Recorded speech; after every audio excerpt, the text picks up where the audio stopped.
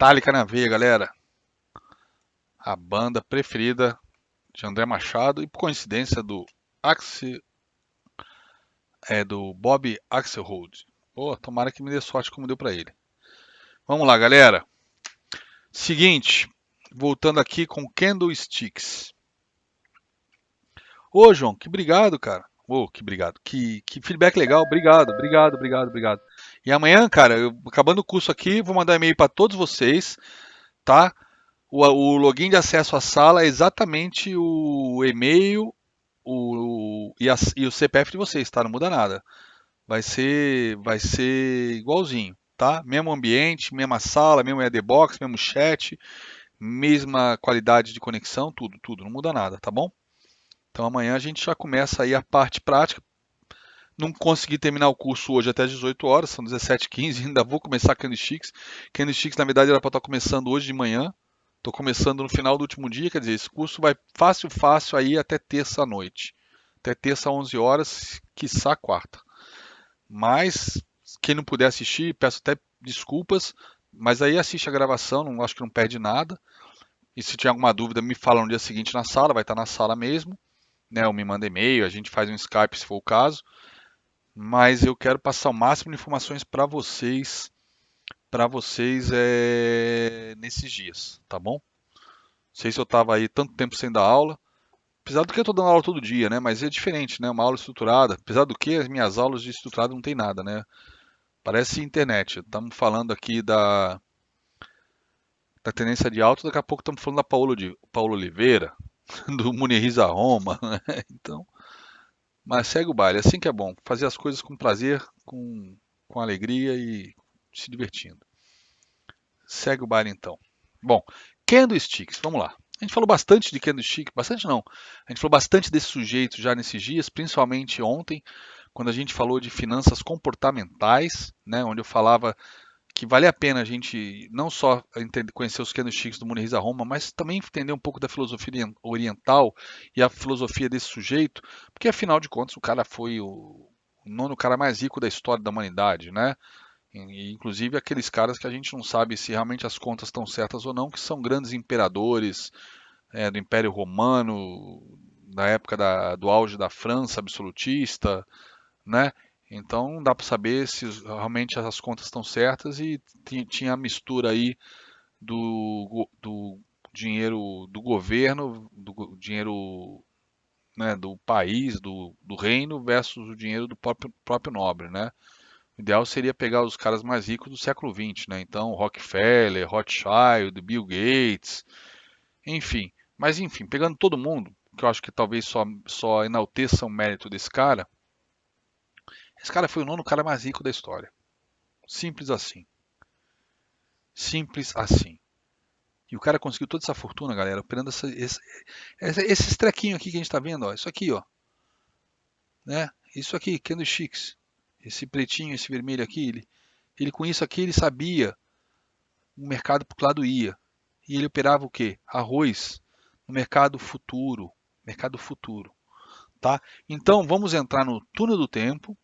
Vamos entrar no túnel do tempo e entender o que era o Japão nessa época desse cara.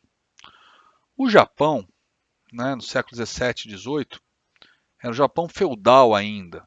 Né? Apesar de a gente não viver o feudalismo na, na, no Ocidente, né, já era a época absolutista, dos grandes reis, mas essa época aqui era o Japão feudal. E o que era o Japão feudal no contexto histórico, né? Vamos voltar um pouco, vamos falar de Segunda Guerra que eu adoro tanto. O que são os kamikazes? Né? Eram aqueles pilotos, né, que era a última tentativa de salvação do Japão para evitar a invasão americana, para tentar virar a guerra, ou tentar levar pelo menos as negociações para uma mesa de negociação e conseguir sair com algum tipo de honra e não aquele armistício é, incondicional que ele assinou depois das bombas atômicas, né? Então o Japão tentou tudo com os kamikazes, né? E o que significa kamikaze em japonês? Vento divino. E o que significa vento divino? Por que os kamikazes receberam o nome de vento divino? porque era a última esperança dos japoneses na Segunda Guerra. Porque o vento divino, ou kamikaze, foi o nome que os japoneses deram para um tufão que destruiu a frota mongol de Gengis Khan, ou Kublai Khan, um dos Khans, o pai ou filho, não sei, que tentaram invadir o Japão no século XIII, né? E aí, depois dessa tentativa frustrada de invasão, o Japão simplesmente se fechou para o resto da Ásia, para que, tipo assim, esqueçam que a gente existe.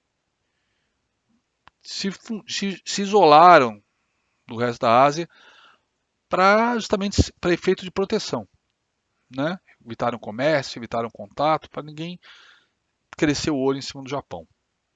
Isso foi até meados do século XIX, quando a esquadra americana, né, no crescimento e desenvolvimento da esquadra, da Revolução Industrial, né, misto de Revolução Industrial com aquele sul agrícola ainda, mas com esse movimento crescendo lá nos Estados Unidos, né, e a conquista lá do Pacífico, etc., a ida até a Califórnia, então começou aí a questão dos Estados Unidos crescer para o lado do Pacífico, e ele forçou a barra para o Japão negociar com os Estados Unidos.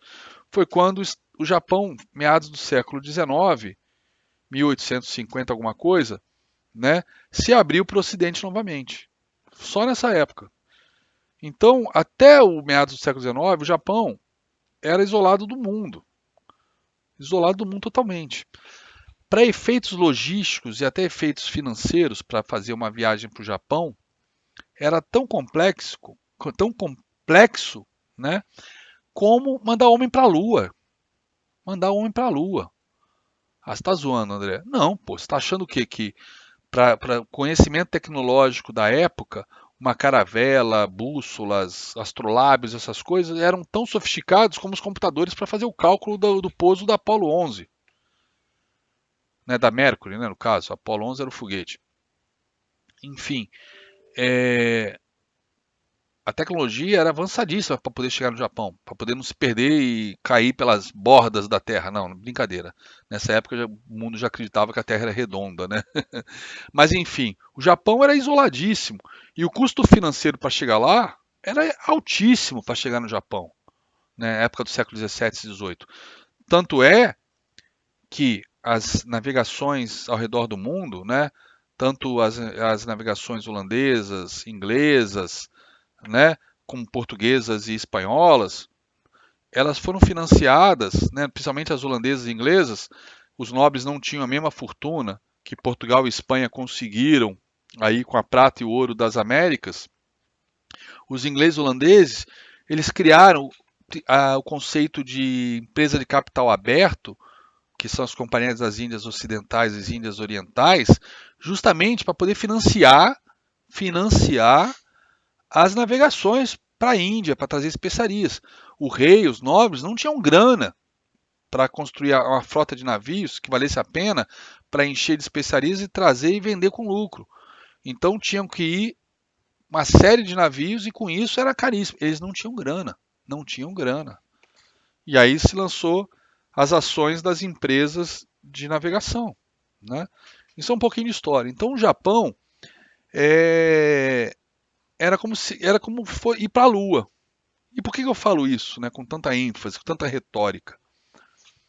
Porque nessa época já se operava mercado futuro, que é uma coisa. Tudo bem, as opções surgiram com as tulipas, com a febre das tulipas na Holanda, no século XVII, né, aonde as tulipas atingiram valores tão altos que começaram a comprar bulbos de tulipa, que são a tulipa ainda em formato de cebolinha dentro do vasinho de planta, sem nada saindo para fora, né, era um bulbo.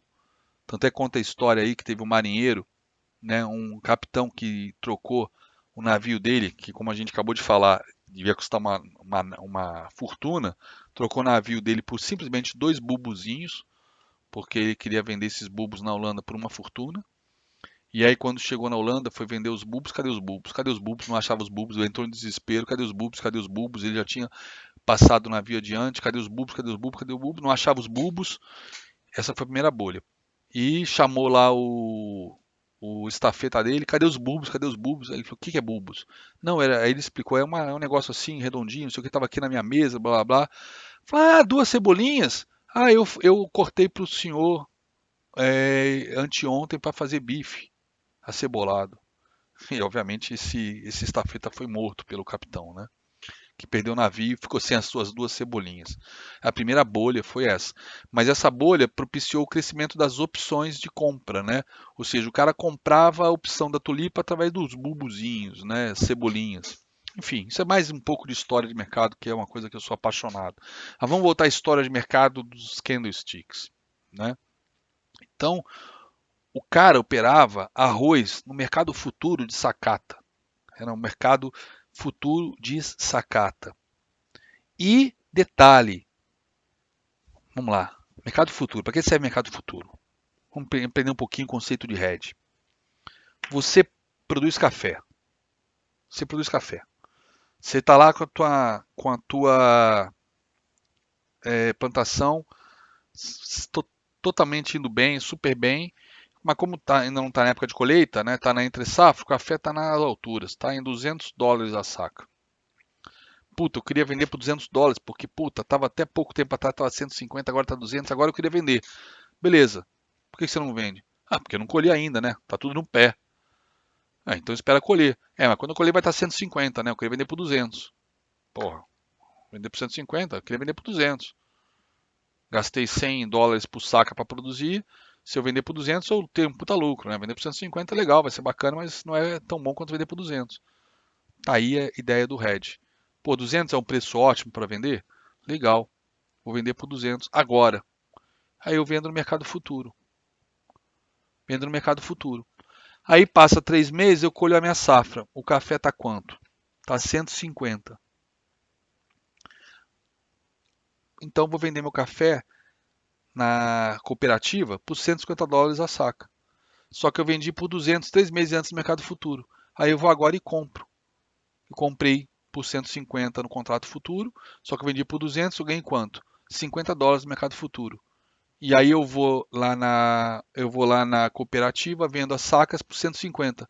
Quanto que eu ganhei? Eu ganhei 200. Ou seja, eu travei o meu preço em 200. Com isso eu pude fazer um planejamento legal. Eu gastei 100 e vou vender por 200. Não importa quanto vai estar a saca daqui a 3 meses. Eu acho que 200 é um preço bom para pagar meus custos, para eu ter um lucro, já comprar sementes para a próxima safra, blá blá blá blá blá. Vendi por 200 no mercado futuro. Daqui a 3 meses eu vendo pelo preço que tiver no mercado à vista. E aí vou ver, e com isso eu travei meu preço em 200, acabou.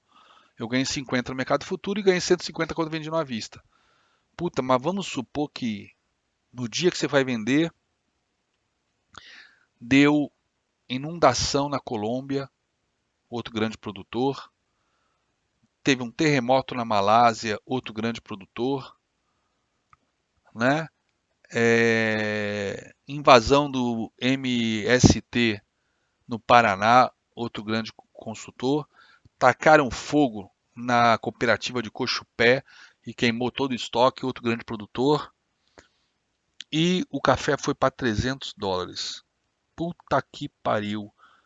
Você vendido em contrato futuro por US$ 200, você vai ter que zerar a posição por 300, você vai tomar uma pica de US$ 100 no mercado futuro. Porque você vendeu a 200 e zerou a 300. Puta que pariu. Cara, que isso? Você tá travado, meu. Você vai agora com a tua safra, com o teu café físico, você vende no mercado à vista por quanto? US$ 300. Então você perdeu US$ 100 no mercado futuro e vendeu por 300 no à vista. No final, qual foi o teu preço de venda do café? O saldo dessa operação travada, redeada. Quanto você vendeu o café nos dois casos? US$ 200. US$ 200. Você não queria US$ 200? Você tem os US$ 200. Então você não tem como saber daqui a 3 meses quanto vai estar a safra de café, quanto vai estar a saca de café. Mas se você, no teu planejamento financeiro, você acha que US$ 200 é um preço ótimo para você, beleza, trava agora a porra do preço em US$ 200. Travou. Isso se chama hedge. Beleza? Bom, por que eu estou contando essa história toda? Porque eu acho que é importante vocês saberem o que é hedge, para que servem contratos futuros. Contratos futuros foram feitos para isso, seja de índice, de dólar, ou contratos agrícolas, ou de commodities metálicas, ou de petróleo. Tudo foi feito pensando nisso, mas é óbvio, né? Está no sangue humano a especulação. A gente também quer especular. Eu não produzo café e eu opero café no mercado futuro. Eu adoro operar café, é super técnico. Adoro operar café. Beleza? Bom, por que acontece essa história? Porque o Bunirisa Roma, ele operava café, perdão, ele operava arroz no mercado futuro. Operava arroz no mercado futuro. Tá, mas ele era produtor? Não, ele era especulador. E não só ele, o Japão inteiro. Porque a quantidade de contratos futuros de café. Quem chegou? Ah, fala para ele me dar um beijo aqui. A quantidade de arroz, contratos abertos naquela época, era simplesmente 4 vezes a safra total do Japão. Então neguinho não estava travando porra nenhuma, não estava arredeando porra nenhuma. Neguinho estava era na jogatina, na especulação, para ganhar dinheiro. E esse cara foi o mestre. Esse cara foi o cara. Não é o Lula que é o cara, é Munehisa Roma que é o cara. Ele ganhou 100 milhões de dólares na época, operando os 100 bilhões, né? Porque se ele fosse mais rico que o Bill Gates, deve ser 100 bilhões, não sei. Eu já fiz essa pesquisa, ele era mais rico que o Bill Gates, tá? Eu não lembro exatamente quanto o cara ganhou, mas foi dinheiro pra caralho. Dinheiro que a gente não tem nem noção. Esse cara foi o cara mais rico do Japão e o nono cara mais rico da história, só especulando em mercado futuro de café. Só especulando usando candlesticks. Candlesticks, que é o que a gente vai aprender agora. Beleza? Bom, candlesticks então. Só um segundo que meu filho acabou de chegar do acampamento. Me dá um beijo, filho, que eu tô dando aula aqui. Depois a gente se conversa. Foi bom? Foi bom? Que bom, filho. Divertiu-se? Então tá, daqui a pouco a gente fala. Bom, candlesticks. Então contei um pouco da história do candlesticks para vocês, né? E como é que funciona o candlesticks? Eu já adiantei lá atrás, até por conta dos exemplos que eu tive que dar, que tive que usar para falar de teoria de Down, etc. Mas candlestick, então, eu tenho um corpo, onde esse corpo vai marcar justamente abertura e fechamento. E eu tenho sombras, sombras superiores e sombras inferiores, né? Sombra inferior e sombra superior. A sombra é igual em qualquer, independente da cor do candle, marca máxima a sombra superior e marca mínima a sombra inferior. Porém, se o candle é branco, eu tenho um fechamento acima da abertura. E se o candle é preto, eu tenho um fechamento abaixo da abertura, ou seja, o fechamento de hoje é abaixo do ponto que abriu. Não necessariamente ele é abaixo de ontem, mas mostra que durante o dia houve força vendedora. Durante o dia houve força vendedora. Se o candle é branco, durante o dia hoje houve força compradora. E justamente essa correlação de forças de hoje versus os movimentos anteriores dos antigos dias e todo o contexto de suportes e resistências que vão nos dar as sensacionais operações de reversão que, pela teoria do Yin Yang, da cultura oriental, né, são as operações que o Bonnerisa Roma procurava, acreditando que sempre o mercado vai procurar o equilíbrio e que sempre, num movimento de alta, vai aparecer em algum momento uma oportunidade de venda e que no movimento de baixa, em algum momento vai aparecer uma oportunidade de compra. Mas não confundam isso com ficar comprando topo e fundo, pelo amor de Deus. Então vamos lá. Então aqui eu tenho alguns candles, né, que eu desenho aleatoriamente e alguns candles aqui que eu já botei alguns nomes em japonês e em inglês. Então Marubozu, esse aqui do meio, é um candle que abre na mínima e fecha na máxima, um candle de grande corpo, de grande tamanho, tá? Eu fiz de propósito aqui um Marubozu com uma sombrinha em cima. Por quê? Marubozu ele abre na mínima e fecha na máxima, ou abre na máxima e fecha na mínima. Então esse aqui não é Marubozu? Pelo amor de Deus. Você acha que um pentelho desse muda é, a característica de força desse candle branco aqui? Tá de sacanagem, né? É isso que eu quero passar para vocês. Vocês me perguntaram se vocês teriam que ficar estudando muito candlesticks, decorando o nome. Não. é para interpretar a correlação de força. O mercado abre, sobe o dia inteiro. Tudo bem, ao longo do dia sobe, cai, mas pô, ele abre e abre na mínima e fecha na máxima, isso aí não é um padrão de força? Claro que é. Assim como o spinning top, né, ou peão em inglês, né, um padrão desse em topo, né, o que ele significa? Isso, desconectou o servidor aqui por um segundo.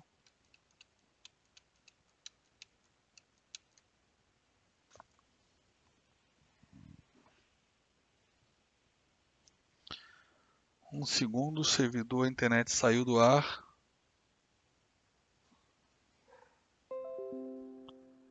Pronto.